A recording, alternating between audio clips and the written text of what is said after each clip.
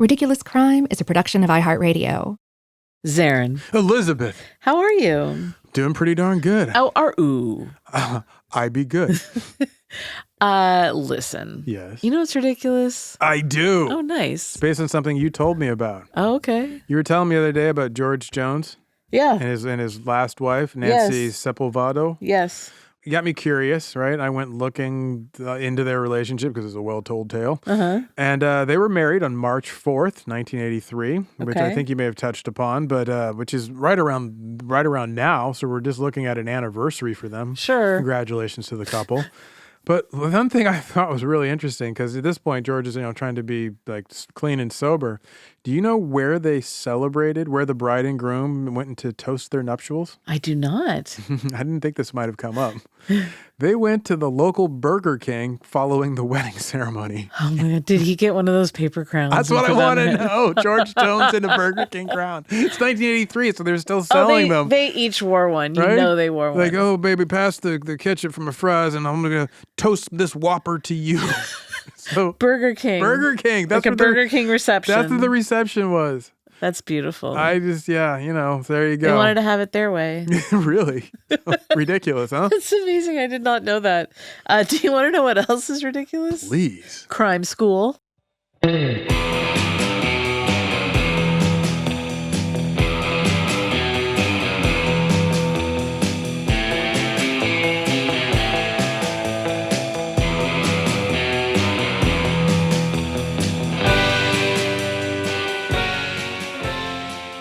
This is Ridiculous Crime, a podcast about absurd and outrageous capers, heists, and cons.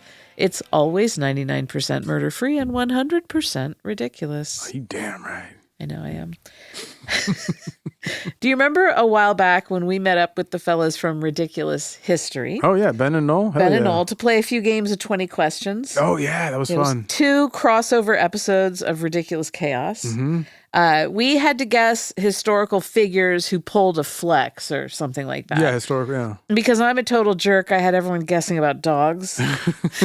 Bummer and Lazarus, Yes. Emperor and Norton's pups.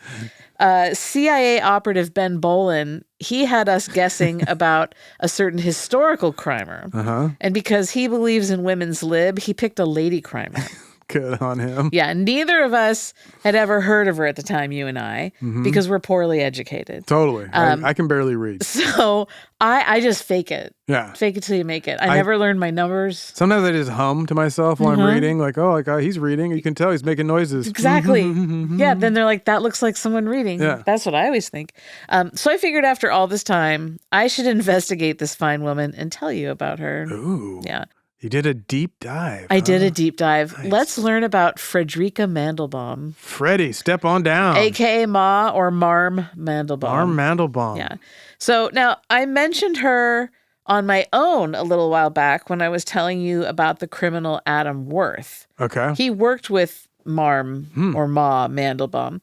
She's the one who took him from petty crimes to bank robbery, and he's the guy that went on to steal Gainsborough's portrait of Georgiana, Duchess of Devonshire. Ah, right. So he was a real one, and he learned from the realest of Realest ones. of real. Yeah, Mandelbaum was called the Queen of the Fences. Nice. And she had a career that lasted more than 30 years.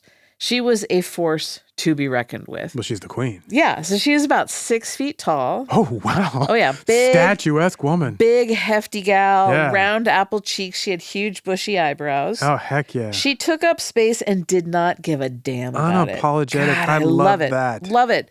So, as you know, newspaper folks back in the 1800s were unkind. Yo, God, were they? So are modern writerly types. Yes, still holding true to the traditions. Marguerite Fox wrote a book called The Talented Mrs. Mandelbaum that came out in 2024. Great Okay. book. In it, she describes Ma as looking like, quote, the product of a congenial liaison between a dumpling and a mountain.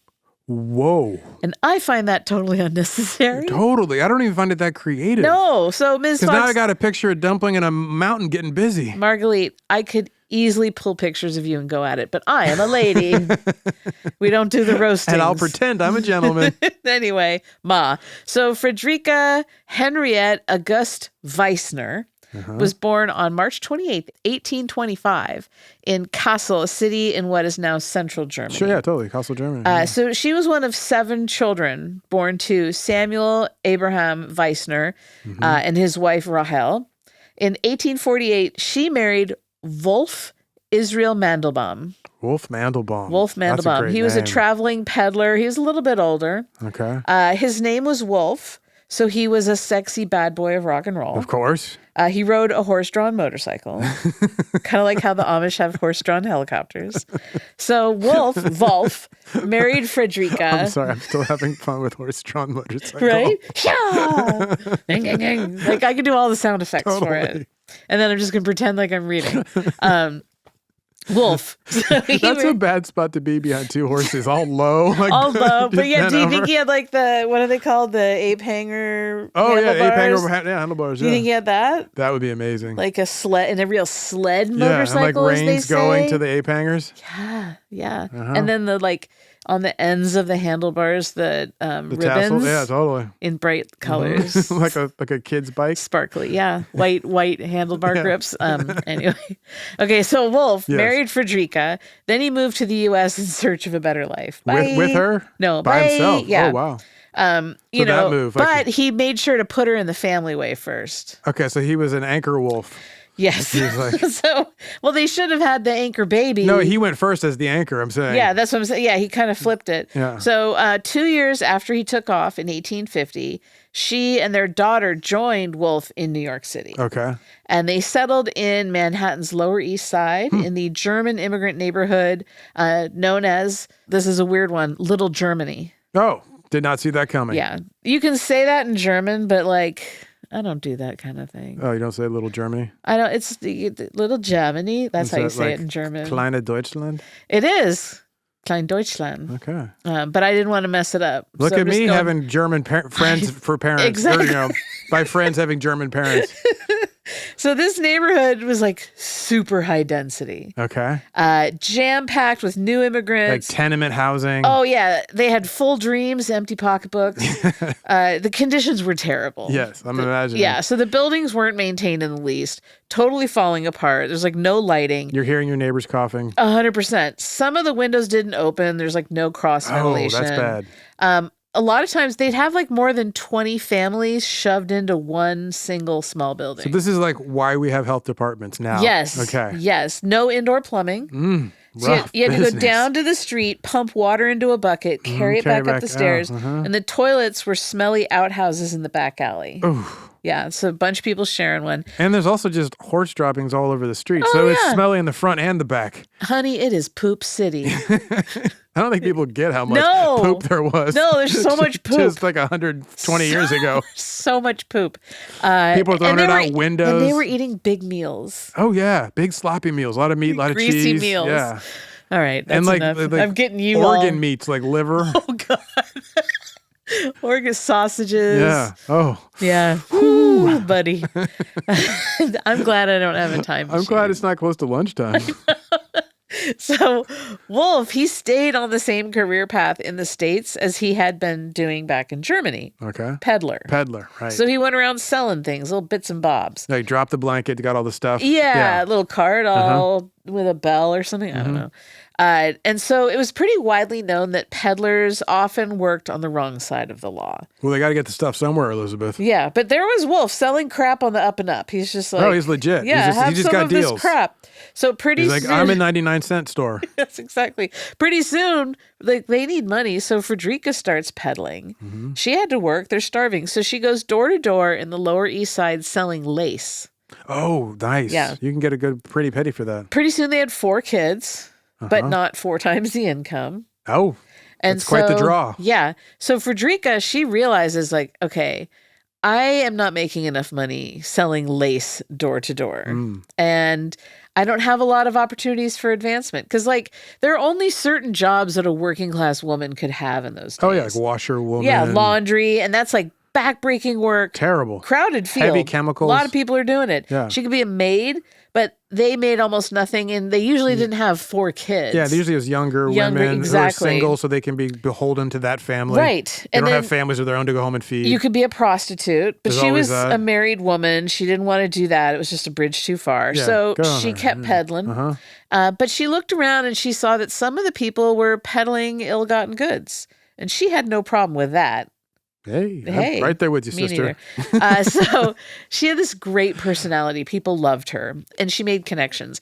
So she began her criminal career by buying and then reselling stuff that had been scavenged or stolen. So, finders keepers, losers weepers. Yeah, street thieves known as groaners and files. Oh, yeah. Brought her stuff to her push cart. So groaners were thieves who went to revivals and charity sermons. Yes. And they'd rob the congregation of their watches and purses and switch out bad hats for they had a crappy hat and they'd see a nice one, swap them out. Have a big bag, put a purse in it. Yes. They stole prayer books. Pretty much anything that's not nailed down. It's like the lowest behavior. Totally. Stealing at a church event. At a church event.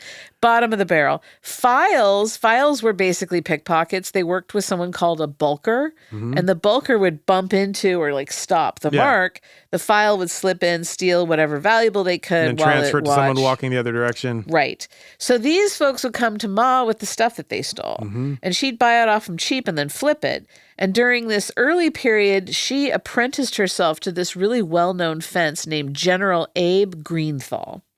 He was known as perhaps the best pickpocket in the United States. Really? Yeah. So she trained with the best. That's why he was the general. Yeah, he was born in what is now Poland in 1822. Okay. He told everyone he was German, though. He led this syndicate. Was he in an area that might have been the Prussian Empire? Yeah, okay. yeah. So he led a syndicate of Jewish pickpockets who worked nationwide. They did the bulk and file thing, jostling into victims in crowded places like train stations. And the gang that he ran with included most of his family. Just a family tradition. Gang, family, whatever. So in an article about his passing, the New York Times wrote that, quote, all the Greenthal family have turned out to be criminals, the women being shoplifters and the men pickpockets. There's a place for everybody's errand. Yeah, everyone got 2 hands. Yeah. Why not use them? Put them to work, kids. The general wasn't just an expert pickpocket. How so? He was also a first-class fence. And it was under his guidance that Ma learned how to evaluate luxury merchandise. And she learned all the details to look for, like the feel of the fabrics, the weight and touch of metals and gems, the quality manufacturing and craftsmanship that makes these things so the stitching valuable. And the And she learned how to move stolen goods, turn a tidy profit. And she learned to keep the majority of the profit for herself. She's getting good. Smart. So by the end of the Civil War, 1865, she had tucked enough money away and had enough to open a legitimate-looking dry goods store. Okay. Just a front. It gave her cover in assessing luxury textiles and materials, things like silk, lace, cashmere, and sealskin, which is called pin seal when it's made into leather, which bums me all the way out. Yeah.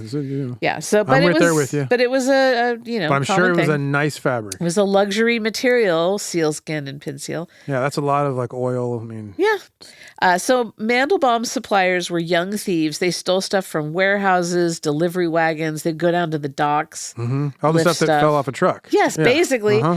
She bought their stolen goods at this fraction of a wholesale value. So let's say 10%. All right. So they got it for free. So anything they make is going to make them happy. So let's suppose the wholesale value is $100. So they get $10. Okay. Then she would resell the stuff to her customers. And these were people like tailors or just housewives looking for a deal. She'd charge them more, but still way under the full wholesale value. Yeah, market price is $100. For wholesale, forget even retail value. Yeah. Wow. So if these folks, they would have had to pay $100 wholesale, she charges them $60. Okay. So she's turning a $50 profit out of basically nothing. Yeah. The economy was changing in the U.S. at the time. You know, we've got growing industrialization. Cities are growing with like both immigrants and those coming in from the country looking for jobs. As, you know, as the factories are growing. Yeah. So despite growing wealth inequality as well, there's a growing middle class. And they weren't living by such razor margins, and they wanted nice things too. Sure. So luxury items like cashmere shawls could pull in incredible prices. It costs so much. According to Margalit Fox, quote, a single cashmere shawl from that time would sell for the equivalent of $45,000 in today's dollars. I'm sorry, I need to pick my jaw back up off the floor. Did 45 you say grand. $45,000 for a piece of clothing that is like flimsy at best? Cashmere shawl. They're not flimsy. A shawl? You know, it's not like a fur coat. You know, I have a cashmere problem. Yeah, I'm wearing a cashmere sweater right now. I know you do, but I mean that's like a light thing, and I know that like lace is light. It's also expensive. I'm not suggesting, but I mean that's not a lot of material. No, I love a good cashmere shawl, totally. Like a scarf so huge as to engulf oneself. Yes.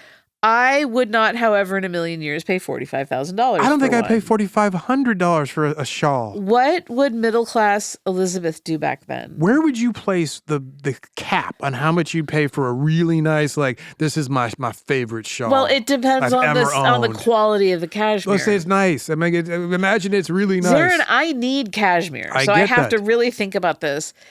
Mom Mandelbaum was like an illegal version of Quince. Yeah, okay. Like affordable cashmere. Sure.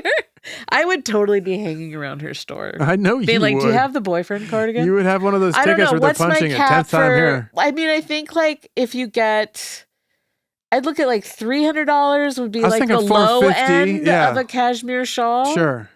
So if I were really like, this was a nice like. Couple grand? I personally wouldn't pay that. $1,000? Maybe. So somewhere between I'd $300 regret it afterwards. I'd be like, oh my God, what have I done? You spilled iced coffee on it the first time? Yeah, there's no way I'd pay $1,000 for it. You know, but that'd be a nice one, right? Sure. I would assume. So anyway, that of course, like if you're looking at $45,000, the equivalent. That's like today a nice used truck. And Ma's like, you got $50. Yeah, I'm like, hell yeah, I got like a brand new Chinese EV. Yes, exactly. And I say this as I am currently wearing a cashmere sweater. Yes, I know. I don't even know how much that would cost. I know that too. That's why I wasn't even going to ask. In those days, it didn't cost me $45,000, that's for sure. So Ma, she exploited the gap between rising demand and the availability of stolen merch. Yeah. And that's how she made an obscene amount of money. Apparently. Let's take a break. When we return, more stolen goods.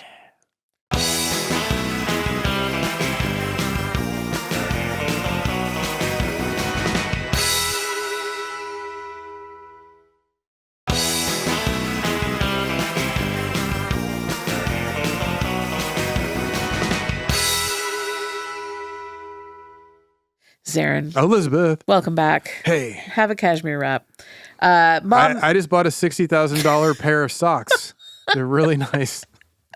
Mom Mandelbaum. Yes. She's making it work. So she has moved from peddling, is 100% focused on her growing criminal empire. Yeah. She also benefited from like the broader political and economic climate of New York City at the time. It's like corruption was rampant. Everywhere. Yeah. I mean, you had Tammany Hall. Exactly. And it was a big mess. And also like ostentatious like flourishes of wealth are starting to become the fashion of the day. We're not quite to like, you know, the whatever you want to call the 1890s. There's lots of different nicknames, but like, you know, the Gilded Age will say. But we're on our way. We're driving up the hill. We're setting the trends that people want to then live up to. And the thing is, it's like it that spark for what, you know, some would call the Gilded Age of, you know, if you have any kind of show of wealth, you're welcomed in. There's no questions asked. Exactly. Yeah. So I mean, she fits right in with that. And we're transitioning from an agrarian economy to like this capitalist urban commerce. She built her fortune by, you know, taking things out of legitimate trade channels and putting them on the illicit market. And in a way that cops really don't usually mess with. There's no violence. Right. They're like, what can we do? Yeah, exactly. And then maybe they'll take a little on the side. Yeah, oh, there's always that. She's got 1865. She's got the modest dry goods store on Clinton Street in the Lower East Side. Oh, yeah. So let's talk about that a little bit. It served as the public front for this rapidly expanding criminal operation. There was the storefront, but then there were also like this warren of rooms behind the shop that functioned as headquarters for the network. So inside the building at Clinton and Rivington, she had all of these hidden features to hide stuff. So it looked normal when you walk in. But then the next room, they were altering and like stripping identifying marks off of stuff. Oh, so it's not like a stock room first and then behind that they just go right into in. They're taking gemstones out of settings. They're taking like hallmarks off of jewelry and silverware. Like, literally like behind the curtain, you just got jewelers working. They cut away manufacturers' labels from textiles. And then there was like a trap door that led to other places, concealed passageways, a tunnel network, dummy chimney. Yeah. Oh, yeah. Okay. There was a hidden parlor where she could like secretly observe transactions. Oh, nice. One-way glass. There was a dormitory for when they needed to arrest. Really? The thieves. Like I've been working all night. My eyes are tired. I'm really tired. She's like, lay down. Take 5. The upstairs was her family apartment where the kids were being raised. This is all there. Her primary business became fencing stolen property. So she really wasn't out there doing anything. Smart. Criminals who stole items, jewelry, furniture, sold them to her. She turned it around. I assume they're coming to the back. Yes. And then going, here's what I got. Somebody comes outside and looks. Yeah, exactly. Back entrance and all that stuff. She really, she preferred stuff like silk and diamonds. They could be purchased cheaply, resold at huge profits. Yeah, and hard to prove where they came from. Exactly. She was willing to handle almost anything, though. There's this story that goes that after the Great Chicago Fire, thieves brought her a herd of goats that they stole during the chaos. And she was like, and she's like, I'll take them. How they got the goats from Chicago to New York, I cannot say. I'm going to assume a train. I would guess. Who knows? So she sought out experienced criminals rather than like street brawlers or petty scavengers. A lot of the women that she employed specialized in shoplifting from department stores, which we saw that with 40 Elephants. Yeah, 40 Elephants. Also, I was imagining some upscale maids who are like, when they know they're going to leave their employer, they just clean out the... She taught these women like how to move through the department stores without attracting any attention. There's this police inspector, Thomas Burns. He wrote a book about the criminals at the time, and he recorded all of her known associates in this 1886 book. There was Mike Kurtz, and he was one of the co-founders of the Dutch mob during the 1870s.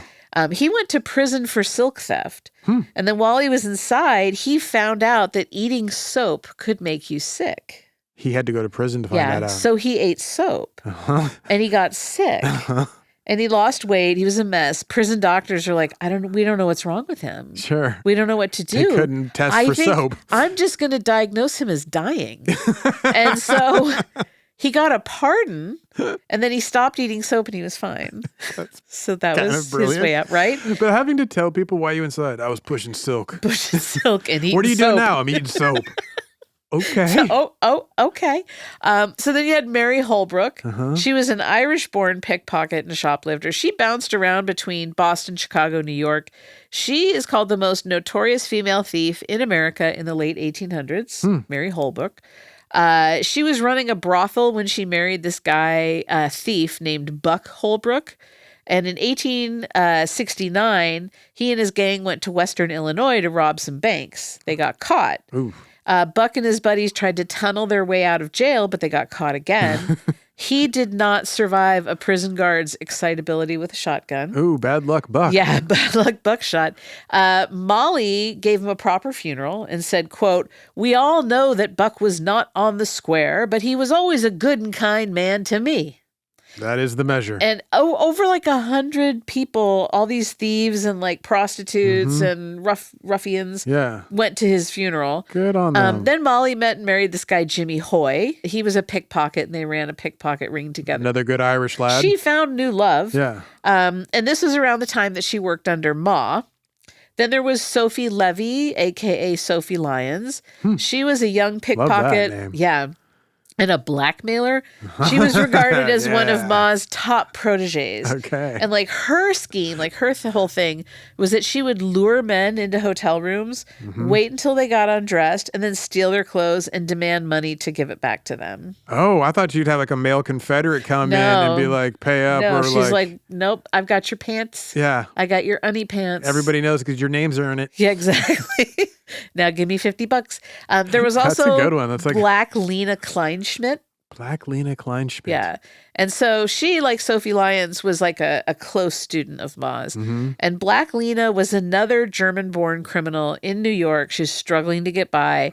She got busted in 1880 trying to steal 108 yards of silk worth $250. And that's like $8,000 today. Okay.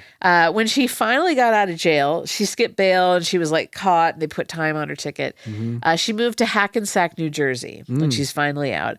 There, she posed as a wealthy widow of a South American mining tycoon. That's brilliant. Creative. Right? I thought she was going to go with like I love it. The widow of a boat captain who sank No, or whatever. no, she went all the way. South American mining magnate. She copied Ma's lavish and like convivial style. She threw these really fancy dinner parties. She's kind of a bon vivant type. Oh, yes, okay. yes. And it was at these parties that she'd rob her guests. And then she would go from Hackensack up to New York, sell the stuff, and then come back with the money to throw another huge party and keep the lifestyle going.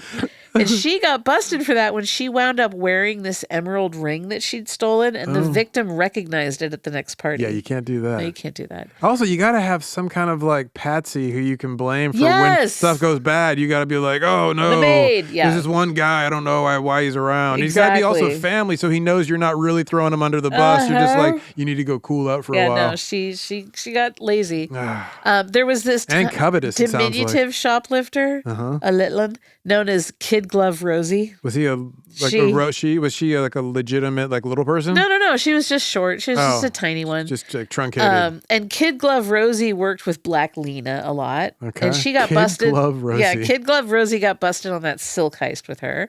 Like it was because like her hands were the size of a kid's glove? I guess. I don't know. Or she would handle things with kid gloves. She was a gentle touch in her shoplifting. I like it. There was also this elderly Irish pickpocket named Old Mother Hubbard. And her specialty was being able to get into any woman's handbag and take the coin purse out. Like she could just, she was incredible with that. Was she literally an elderly woman? Yeah, she was brilliant. An old Irish lady. Ma managed this really diverse group. I mean, you think about it, it's primarily German-born Jewish immigrants. Yeah. But then like with like a healthy dose of Irish. Yeah. And these are the people who were fully marginalized at the time. And living right near each other. Yeah. And so they're like, let's do this. You might even grow up with each other as neighbors. Exactly. So she's got this huge group and she organized them so well. And to protect herself from prosecution, she wouldn't take stolen goods directly at the shop. She had them stored in various rented properties all around the city. Smart. So despite all her criminal activities, she developed this reputation for loyalty and reliability among all the people who worked with her and for her. She was quick with the bail money. Yeah. Well, and according to New York's chief of police at the time, George Walling, she was widely regarded as scrupulously fair within the criminal world. And her success came in large part because she had this support, like you're saying, quick with the bail money. She rarely betrayed anyone who worked with her. She would do the bail. She'd get lawyers for people. Totally. Newspapers sometimes described her with this like aura of respect, that she was respectable and even like philanthropic. She sounds straight up gangster. I mean, like, but the old original, gangster, like taking care of the community. Pre-Rico gangster. Yes. So her influence went way beyond just like simple fencing. So like I said, there's, you've got Tammany Hall going on. Well, she cozies up to all those politicians. They're dirty and corrupt and criminal. Yeah, cozies up to the police department. She knows all these officers and detectives and higher ups. She'd have these elaborate dinners at her home and she would entertain them. And then, she would pay them off to look the other way. She would have sometimes, like for her network, she would also throw them big parties, picnics. Oh, yeah, I'm sure. Donate to the policeman's retirement fund. But fund. I'm talking about even her criminal gangs, like her organization. She's like, let's have a company picnic. I love Let's that. do it. Let's live a good life. Some people had like regular salaries with her rather than just being paid by the piece. She is so ahead of her curve. And that's how she got all these maternal nicknames. Marm, Mother, Ma, Mother Bomb. Yeah. So they called her. So stories circulated that she even established a training school for young criminals. Zaron, close your eyes. Yes. My eyes are closed. I want you to picture it. It's October of 1876.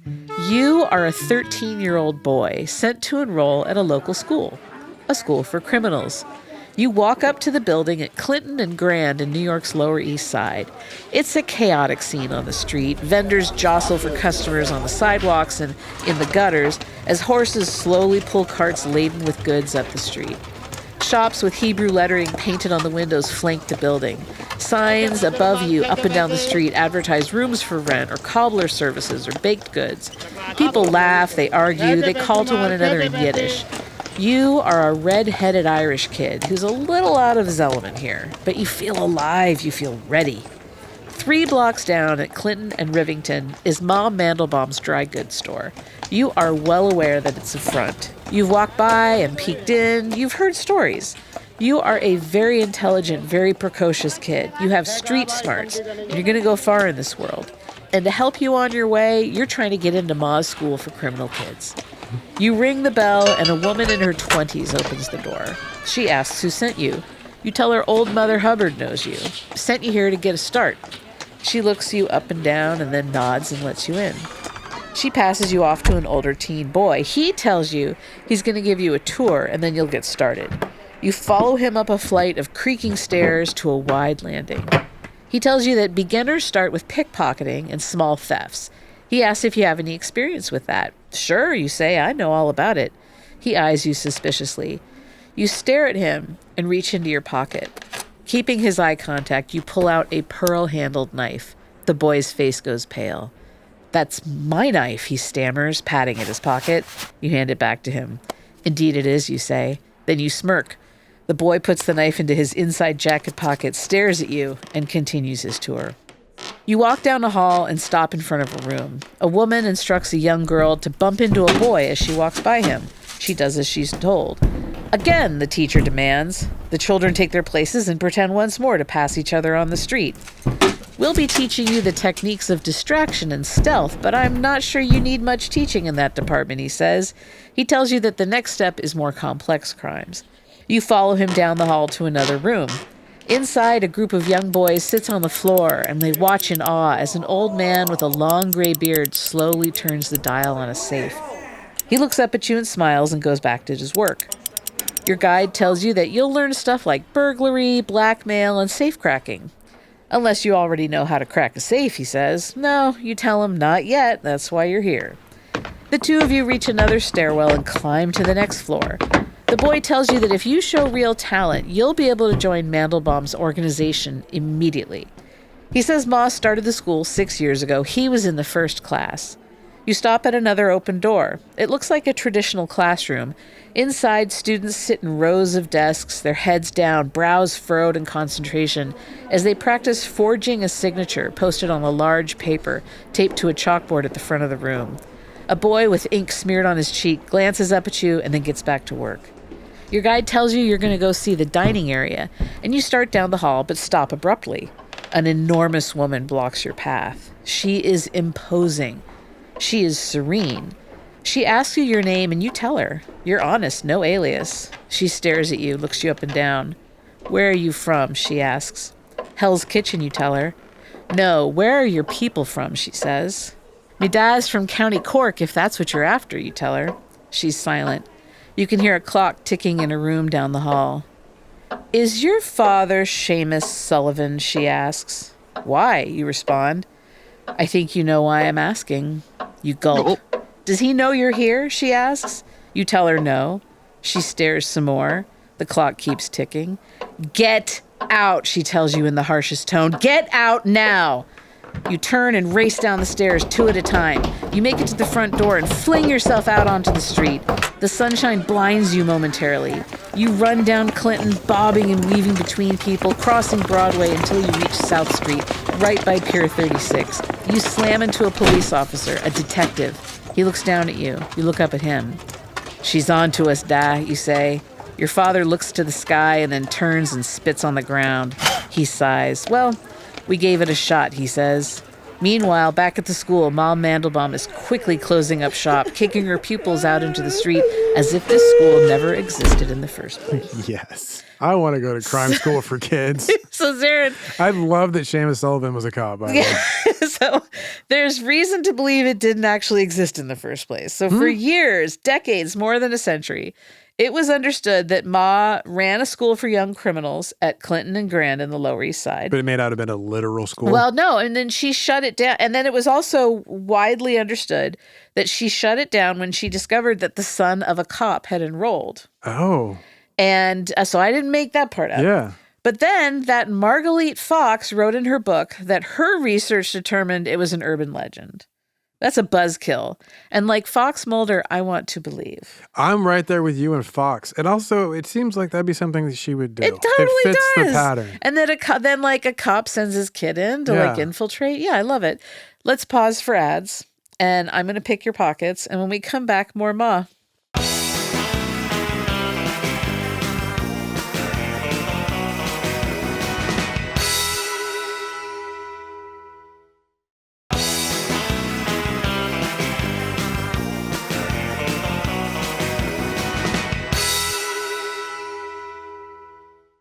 Ma Mandelbaum. How you enjoying my pocket lint? I saw you try it, and what'd you get? Lint. Yeah. I got lint. I emptied my pockets in anticipation of this.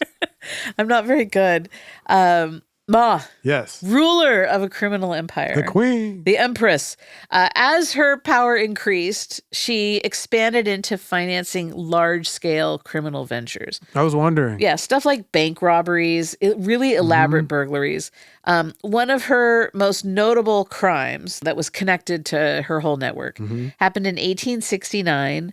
When thieves broke into New York City's Ocean National Bank and stole around $800,000. Adam Worth was in on that one. We talked about that. And so the robbery, it took months of prep. Remember, a shell company rented office space beneath the bank. They cut through that ceiling using specially designed tools.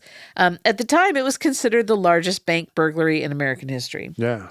And so for about 3 decades, her organization operated with just freedom. They just did whatever. Yeah. Isn't that incredible? Wow. So law enforcement officials, they knew at the time that this goes all across the country. She wasn't just in New York. Yeah. She seems to have Chicago connections straight up. If a major silk robbery happened in any other city, and the criminals were associated with her organization, she would be the first, right of first refusal for that silk. That was how it went. And she had this public image of this respectable member of the community. She gave tons of money. She donated to her synagogue. She was friendly with her neighbors. She came across, if you weren't aware, just as this really rich, respectable woman. And did she have a pretend husband or any? The wolf. Yeah, but he was older, so I don't know if he's still alive. He's still there, and he didn't have to keep peddling. So he's just he plays being the dignified man too. Yeah, so exactly. She's really got a good thing going. Oh yeah, and behind this facade, she's organizing thefts and burglaries and luxury merchandise all across the United States. She had this lavish lifestyle. She wore really elaborate silk dresses and a sealskin cape, and she wore a ton of jewelry. There were some that say that she wore basically $1 million, in modern dollars, worth of jewelry around just every day, very Elizabeth Taylor. Wow. And nobody's going to rob her, so it's exactly. You can flex Who would like even that. dare? As her business expanded, she bought warehouses in order to store all the stolen goods. And I'm sure that I know that she's primarily in nonviolent crimes, but I bet she knows some hitters. Oh yeah, she has so to. it's like- She has to, yeah, because all of the her coterie of bad men, they're on the fringes and they're Yeah. connected to other Exactly. violent groups. My brother does that. Totally. I like to do light work. Exactly.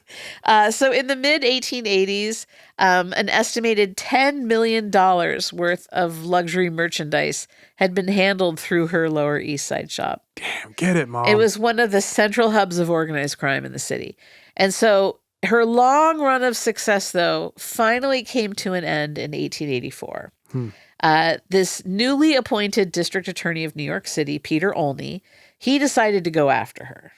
Her specifically. Buck the trend, yeah. Not just like criminals like her, but her specifically. Yeah, but because local police, everyone kind of knew they'd been compromised. Yeah, they're dirty. Bribed. They're New York cops in the 1800s. So Olney hired the Pinkerton National Detective Agency. Those joy kills. to conduct a sting operation. And there was this one Pinkerton agent, Gustav Frank. Okay. He infiltrated the network. He posed as a criminal named Stein. Huh. And he exploited her tendency to help thieves look out out, for people. particularly those of German Jewish background, like she was. Yeah. And that's how he got into the inner circle. Gustav. He wormed his way in. So on the morning of July 22nd, 1884, Frank and 3 other Pinkertons raided the shop. And they uncovered a ton of stolen property up in there. It's all that's in there. Yeah. Like jewelry, watches, silverware, loose diamonds, all sorts of stuff. Microwaves, color TVs, GPS systems, air purifiers, Breville toaster ovens, or not. I don't know. So basically it was just like a smoking gun collection. Completely. They found all the hidden rooms, antique furniture, trunks filled with cashmere shawls, lace curtains, bolts of silk. They had melted down stolen jewelry into just gold bars. Oh, yeah. And so they found those. They went into her bedroom and they found the melting pots and the scales used to do all this stuff. Damn. When they arrested her, so the detectives arrest her and they try and haul her away. And one's like, you know what? Just admit defeat and cooperate. She ain't gonna do And that. she stops and turns and looks at him. And then just socks him in the kisser, just decks him. Hell yes. Kapow. And she's 6 feet, so I know she throws like a good right cross. Exactly. Her son, Julius, who had been involved in the operations, he got arrested alongside her. I always love that name, Julius. Julius. It's a great name. One of her daughters was married to, in some reports, married to a detective and others to a politician. It depends on which newspaper you read. Why not both? Right. But she was supposed to be attached to all the family business as well. Okay. And so this is just, the press loves this. Oh, of course. It's all over the place. And so she already had prominent defense attorneys on retainer, William F. Howe and Abraham Hummel. And they were well known for representing the underworld figures in the city. So they're mob lawyers of the way back. Yes. They tried to undermine the credibility of Frank, the Pinkerton detective. They're like the Roy Cohns of the 19th century. Yes. Okay. And so they're that Pinkerton detective, I think he actually was a criminal. He's not a Pinkerton. So they're just making him out to, he was, they're muddying the waters. Taking his own share of stuff. Yeah. Bail was set at $10,000, which was just an incredible amount then. And that was for 5 different charges that she was facing. Like receiving stolen goods, that kind of stuff. Yeah. Okay. So bail gets paid. She goes home and the Pinkertons are keeping an eye on her under total surveillance. December 4th, 1884, though, she's scheduled to appear in court. She vanishes. And she used a body double to slip the Pinkertons, got on a train, fled to Canada, and took $1 million worth of stolen goods with her. I don't know about you, but I've always wanted to have cause to use a body double to sneak to Canada. I mean, that's a girl's dream. You're living large. Exactly. So remember that thief, Molly Holbrook, who worked for Ma? She was working in all up and down the Northeast as a pickpocket. She got busted a bunch of times in Boston, New York. I was just about to say Boston. Yeah. Yeah. But either she would jump bail or she'd get off thanks to her fancy lawyers, Howe and Hummel. Okay. Which Ma would organize for her. But in 1884, she got arrested and got 5 years at the prison on Blackwell's Island. And she begged Ma, please send the lawyers. Send lawyers, guns, and money. Ma was like, enough. I can't with you. So Molly decided to turn state's evidence on Ma. Oh, no. And that's one of the reasons why Ma ran off to Canada. That's one of the reasons the DA was like, oh, I can go after this. Oh, yeah, I can burn you. And Ma knew that they had an insider to testify against her. So she goes off to Ontario. By the following day, newspapers had traced her to Canada. Like, they figured it out. But because no extradition treaty existed between the U.S. and Canada at that time, she could stay there without being returned for trial. So she didn't really want to leave New York, just like REM saying, leaving New York, never easy. I saw the light fading out. That's a great song, by the way, Zaron. Thank you. Love it. Thank you for bringing that up. So was she like in Toronto? Is like she was in Hamilton, Ontario, Oh, right just across from outside. Detroit. Yeah, just outside of Toronto. So she was forced to stay there, and she saw this exile as kind of like a living death. Like New York was everything for her. But there she is, Hamilton, Ontario. She opened a business known as Ladies and Children's Underwear Emporium. Okay. And Undies R Us, Underpants. Sure. She's back down to the lace. Right. So even there, like, it was rumored that she was fencing. Of course. And bribing officials. She worked behind the store counter, though. And she went to services at the local synagogue. She kept a really close relationship with her children. One of her sons opened a tobacconist shop right down the street. Smart. A daughter of hers frequently traveled from New York carrying letters and packages. Yeah. And people also kind of thought that maybe she was bringing up stolen merchandise, because she always, Ma still had really low prices in her shop, and the daughter always came in with a lot of luggage, but they could never prove anything. In 1885, tragedy struck. Her youngest daughter, Annie, died in New York, and she was only 18. It was pneumonia. Oof. So Ma was like, I have to see her one last time. She was bereft. This was her baby. So she snuck back to New York. Like for the services, you think? Yeah, she put on a disguise, and I'm really hoping for great wig play. Then she got into her old house by using one of the passages her crooks would use to get in undetected. She managed to view the body, pay her respects before leaving again for Canada, and she made it back without getting arrested. Yes, I was so hoping that she was able to do it. So Fredericka Mandelbaum died in Canada in 1894. Her body was transported back to New York for burial in the same cemetery where her daughter was laid to rest. And even in death, she was this figure of fascination. So the newspapers had all this wild speculation about the funeral and the burial. Some thought that she faked her death and the coffin was just full of rocks. And that she was out living it up somewhere. And others, other newspaper reports, talked about how there was this huge crowd and everyone got pickpocketed. And so at the time of her death, she had a fortune that was estimated at around $1 million, which is $37.8 million today. So Zaron, what's your ridiculous takeaway? I am so impressed with Marm Mandelbaum. I mean, for a lot of reasons. I like her panache, I like her style, I like the way she does it. But also, I mean, it's the classic thing of oh, you got to be twice as good. She's I got to be 3 times as good to be able to be on the same par, because, I'm an immigrant, I'm a woman in 19th century America and Canada. I mean, I'm a Jewish woman, I'm 6 feet tall and I stand out. I mean, everything. She's and the fact that she got to lived so well and took care of so many people. She seems to be the type of criminal that I always wanted to be around back when I did crime, which is hard to find, people have gotten lazy about how they do crime now. They don't understand it's a community thing. If you really want to be successful, you've got to have a network. You got to have respect. You got to have people who owe you in a way that is actually meaningful, right. Not just otherwise they're going to turn state's evidence. Well, you were talking about old school mafia, and you see it as that's when the police wouldn't protect a community. Yeah, they had to step up and protect the community. If you want the old lady to be able to go out at night, it's going to cost you a little something, but that's the taxes you pay, basically. And it's also, that is kind of how society works anyway. I mean, you're paying stuff already all the time for these same things. You're just doing it to a person who's a little bit more familiar with violence or crime, but exactly. It's it's not that much different. Right. And it's more effective, it's if I'm being real.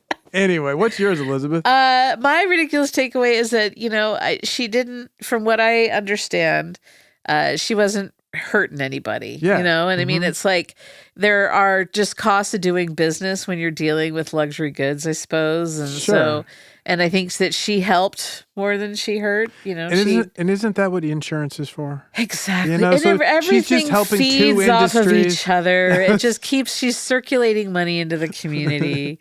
But I'll tell you what, I need a talk back. That's my takeaway. Oh, word. Talkbacks. Oh my God, did he just say that?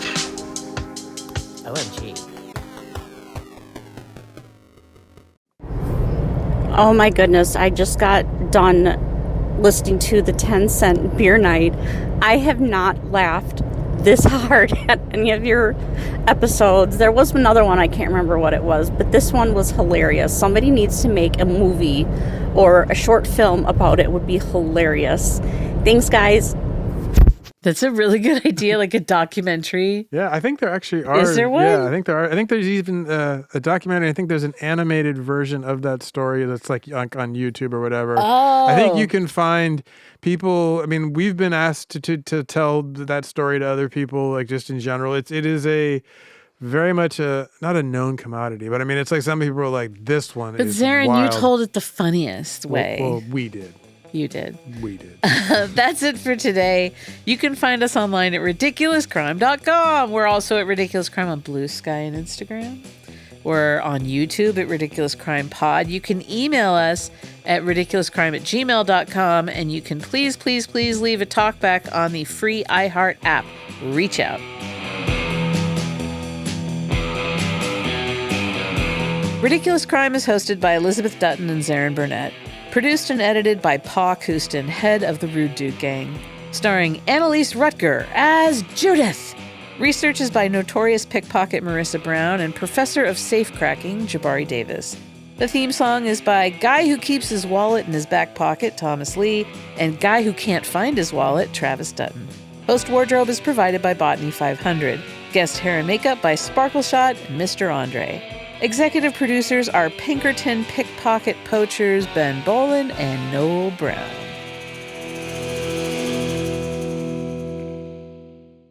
Ridiculous crime. Say it one more time. Ridiculous crime. Ridiculous Crime is a production of iHeartRadio. For more podcasts from iHeartRadio, visit the iHeartRadio app, Apple Podcasts, or wherever you listen to your favorite shows.